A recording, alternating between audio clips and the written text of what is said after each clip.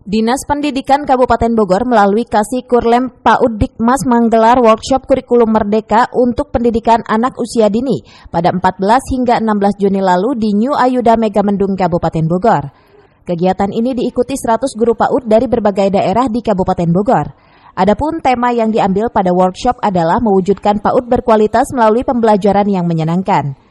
Kasih Kurlem PAUD Dikmas Disdik Kabupaten Bogor, Roni Kusmaya mengatakan, target di tahun 2024-2025 mendatang, semua PAUD di Bumi Tegar Beriman sudah menggunakan kurikulum merdeka.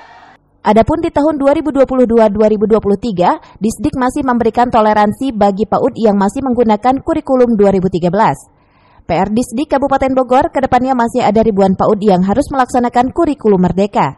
Untuk itu, Disdik bakal terus melakukan workshop seperti ini dan mengikut sertakan para peserta lainnya secara bergiliran. Ini kita menargetkan bahwa tahun 2024-2025 mendatang di pelajaran itu semua PAUD di Kabupaten Bogor sudah menggunakan kurikulum merdeka. Tapi yang tahun ajaran 2023-2024 ini kita masih toleransi kepada PAUD yang masih menggunakan kurikulum 13. Tapi ini terakhir tahun depan serempak, karena kita ada 3.100 PAUD yang harus melaksanakan kurikulum merdeka.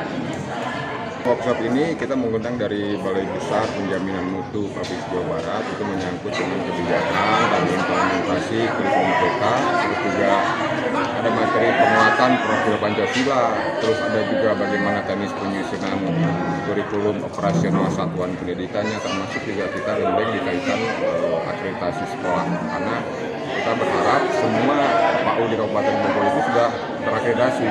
Data kita menyatakan dari 3.100 itu hanya hampir menyentuh angka 500 yang sudah akreditasi. Jadi kita punya PR hampir 3.000 lebih. Dari Kabupaten Bogor, Cevi Suryadi melaporkan.